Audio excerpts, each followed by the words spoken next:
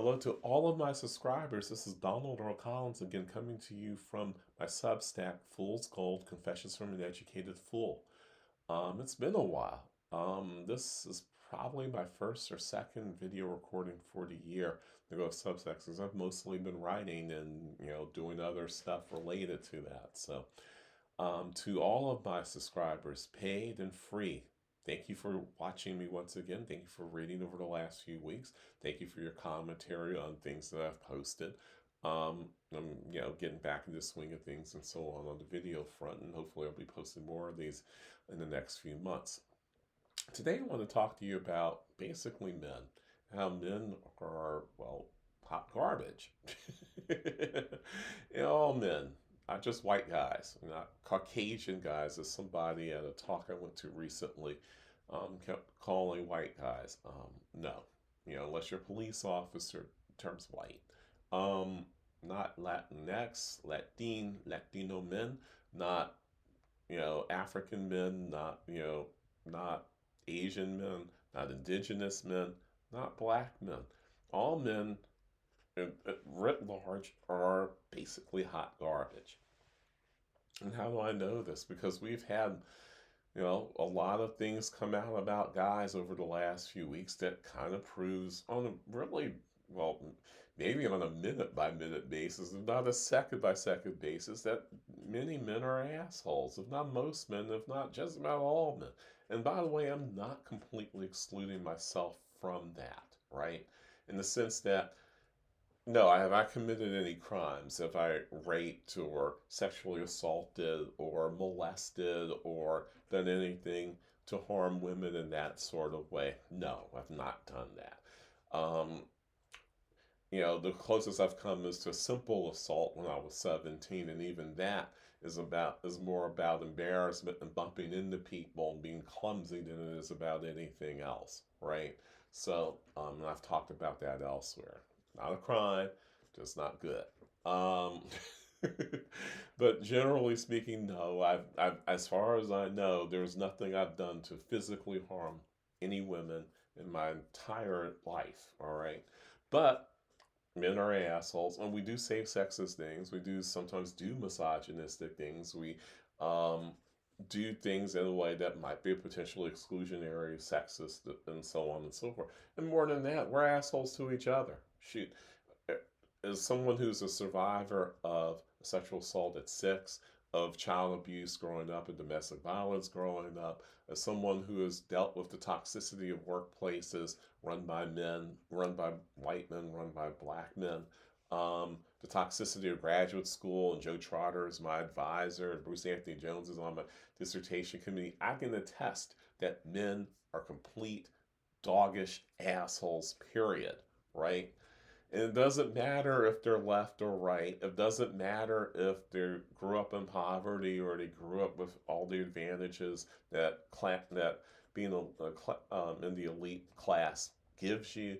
The truth of the matter is, we live in patriarchal societies, they're misogynistic in nature, and so they are the complete assholes that they've always wanted to be, unfortunately, right? And I say that in light of finding out about Cesar Chavez, the founder of one of the co-founders of what eventually became the United Farm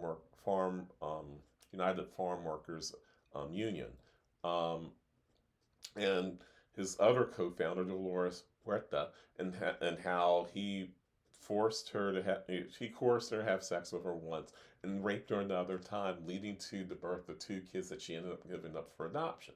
That's the big story that everyone on social media was talking about yesterday on Wednesday, March 18th. And folks, basically, just kind of in complete shock that this man did what he did. But she's just, I mean, as bad as it is, and she's turning 96 next month, and she's been walking around with this secret for 60 years, almost as long as my mom was 19 in 1966 when she decided to move from Arkansas to New York. So that's how far back we're going, right? I wasn't even alive. My older brother wasn't alive. She hadn't even met my father yet. That's a long time to walk around with a secret. But she's only one. Apparently, he did this to upwards of 60 girls and women. 60! This guy was a serial assaulter, molester, and rapist. 60. And he was protected because he was the leader of this movement. And to be honest with you, I'm tired of protecting men. I'm tired of men protecting men.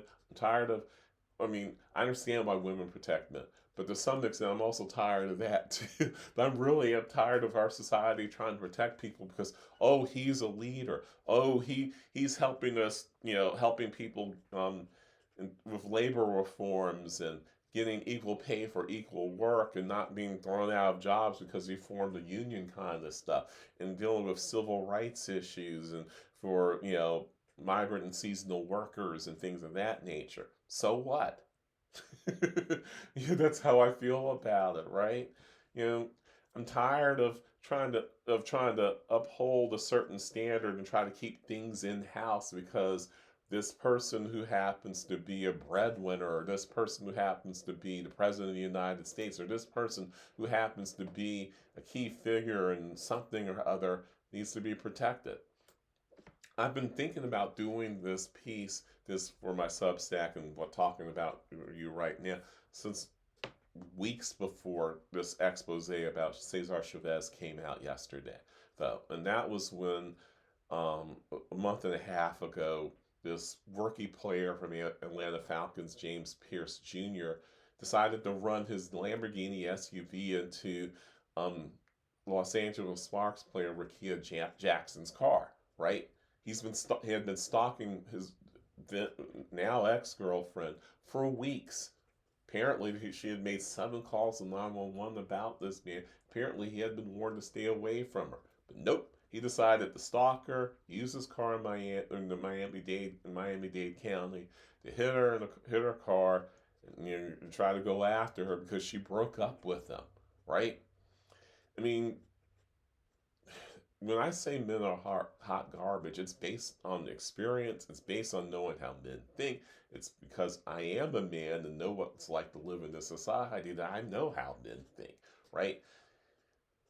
At best, we can reform ourselves and do all that we can to become, well, anti misogynistic, which is a nice way of saying a feminist or a womanist, right? And yet somehow we don't do the work. Most men refuse to do the work. It's hard work to be someone who is not a complete hot garbage asshole toward men, women, transgender, anybody, right? Because it requires you to value yourself first and foremost, and then it requires you to value other folks, right? Anyone in front of you, to have empathy, to feel their pain, so to speak, in such a way that you're not just sympathetic, but you will move in such a way that actually be not a burden to other people, certainly to be a benefit to other folks. And unfortunately, in a society that believes in individualism as sort of its bedrock foundational mantra, right? Which is a nice way of saying societal narcissism, right? You end up with men who, no matter what, generally speaking, can't get there. They just can't do the work. They can't get there in terms of, hey, equal pay for equal work. I have a vision. Let me invite other people into it as opposed to saying, you follow my vision or I'll beat you upside the head if you don't follow my vision kind of thing. Emotionally, psychologically, maybe even physically too, right? And that brings me to Ibram Kendi. How is Ibram Kendi in all of this? He hasn't raped anybody. He hasn't assaulted anybody. He hasn't done all these things. Well, I mean, I'm not going to argue whether he has. I don't know him that well, right? I've met the guy a few times. I worked on campus at American University, same campus with him for basically 2 years. I mean, I've met him in several settings. Ice cold toward me, lukewarm handshakes. Not exactly the kind of person you'd go, oh yeah, he's a great guy. I don't know if he's a great guy or not. I know what the National Book Awards said about Stamp from the beginning. I did read it. Um, it's okay to a point. But here's the thing that I'm going to say about Ibram's new book, which is called Chain of Ideas: The Origins of Our Authoritarian Age. Right? it hits on the topic that I've actually written about on the Substack for Al Jazeera and in other places, which is the rise of authoritarianism in the United States. It's also a topic that Sarah Kinsey has written about. It's a topic that other folks have written about. But he tries to take an intellectual approach to all this, and he ends up not really getting there, right, for any number of reasons. This review by Sam Adler Bell in the New York Times from 2 days ago, from March 17th. Well, it's a nice but pretty scathing review. That when you someone says that your book is serviceable, that's actually not a good review for your book. It's a decent review, but that's not exactly a full endorsement to go out and read a 550-page book, right? You want people to say your book's great, especially when it's that length, right? If someone said that Spinning Sage's Gold was serviceable, then I would be like, oh, okay, that's fine. I'll take it. But not for something like this. Not when you've won a National Book Award, right? But anyway, the main thing I really want to bring up is the idea that he he's smoking his own product. When I wrote Chain Smoking His Own Product, I took the idea of chain of ideas and thought about smoking or snorting your own product, and I think he actually is here in this particular case. And the product here is sort of this belief that your ideas are more valuable than anybody else, your approach is more valuable than anyone else, your ability to put sentences together is better than anyone else. You see yourself as the creme de la creme of everything. And I think that comes through not only in, from what I can tell from, because I'm not going to buy the book and I'm not going to read. I'm just going to tell you that right now. And I know people are going to be like, well, how you criticize them? Well, because you know the person too, right? You know the person well enough to know, what's in there. And luckily, in the case of this reviewer for the New York Times, there's multiple sentences in here that sound a lot like the sentences that are in Stamped from the Beginning and some of his other books that Kinsey's written over the last decade or so, right? So he gets caught up in the idea of ideas, right? That's the stuff he's smoking here. He's this idea that if you have certain ideas, that if you can get rid of ideas, that you can dismantle systems, resurrect yourself as a person, in certain eras by getting rid of ideas, right? In this case, the idea that he's trying to get rid of is the great replacement theory, or great replacement theory politicians, or great replacement politicians is what he calls them apparently in this book, right? And here's the problem. He only goes back to about the turn of the 20th century to talk about the origin of great replacement ideas. When in point of fact, there's been a sense of great replacement among white men going back to the mid 19th century, before the start of the eugenics movement, right? With Galton and Charles Darwin and Nietzsche and all these other people who contribute to what we consider the modern, the first version of the eugenics movement, not long-termism as I talk about in a couple of other essays, but this. And he is so caught up in these ideas, and the idea that that if you eliminate or somehow eradicate certain ideas, that you can eliminate the systems that grow out of these ideas. When in point of fact, you have lots of ideas. I can think that Susie Q is the greatest thing to ever eat, and I should just eat that every day for a snack. But and that I'll lose weight doing that. But I'm probably not going to lose weight at 56 years old doing that. I'm just saying it's a great idea, but it's all about what people do with their ideas. It's all about the systems that they create with ideas. It's about the people who are being suppressed by such ideas. It's just not ideas themselves. And let's be honest, really the thing that Chavez and this guy from the Atlanta Falcons and Kendi and all of them have in common is that they take the idea, whether it's masculinity or hypermasculinity or patriarchy or, great replacement racism and fascism, or in this case, narcissism, and they run so far ahead in their lives with it, success, no success, somewhere in between with these ideas, that they never stop to think, am I doing harm to anybody by approaching life the way I'm approaching, by approaching doing a book the way I'm doing it, by approaching labor organizing the way I'm doing it, by approaching how I deal with women in such a way? And clearly the answer is no. That's the one thing they all have in common. They don't consider other people and how they do what they do. And in the process, they shit on other people. There's just and that's what makes most men shit. Right? Women have to, because we live in a patriarchal society, many women, if not most, have to consider their impact on other people. I'm not saying narcissism doesn't go with women too. There are plenty of women who are narcissistic as well. It's just that there's a bit more to the equation when you live in a patriarchal, misogynistic society, right? All things being equal, we would probably have the same level of narcissism, but we probably don't simply because of that, right? Speaking of ideas. And so the theme, the big theme, there's so many themes in Spinning Sage's Gold, and I have excerpts from Spinning Sage's Gold to talk about all of this in this particular essay on my Substack, right? But the big theme is that if men are such hot garbage, why do we let them lead?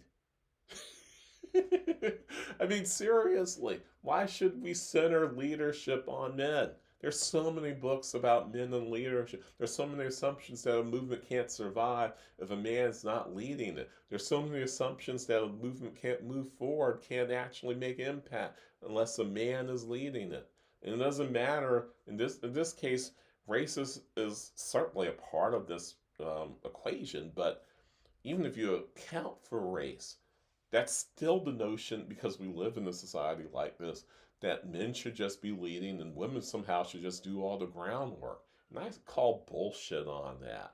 I call bullshit on that in Spinning Sage's Gold, because in the post-Western world, a world that's going to survive all the shit that we're going through right now, the shit that's coming down the line, you know, really, do you really want to repeat the same mistakes and just let men lead and center leadership around men, especially men as mercurial, as narcissistic, as in some cases evil and monstrous as the people we're talking about? I hope not. I really hope that in any future world that, I'm not saying men shouldn't hold leadership positions, period. I'm saying we shouldn't center leadership as if it's a man thing. Uh-uh. I haven't believed it in years, but I really don't understand why we're still talking about it as if this is a normal thing now. I want in this world, I don't want men leading shit. I really don't. It isn't just about Trump or Ibram Kendi or Cesar Chavez or anybody else. I don't want men leading nothing, to be perfectly honest with you. I don't even want men being dog catchers right now. That's how bad things are. So, um, it's the one theme in my book that is threaded throughout. The excerpts I have in this essay and what I'm talking about here really comes down to me coming to an understanding, well, years before I wrote Spinning Sage's Gold. Probably I was still working on Boy Up the Window back, 15, 20 years ago. That, yeah, we shouldn't be leading nothing, right? And so we got too many men who are chain smoking their own product, and it's time we stop listening to them.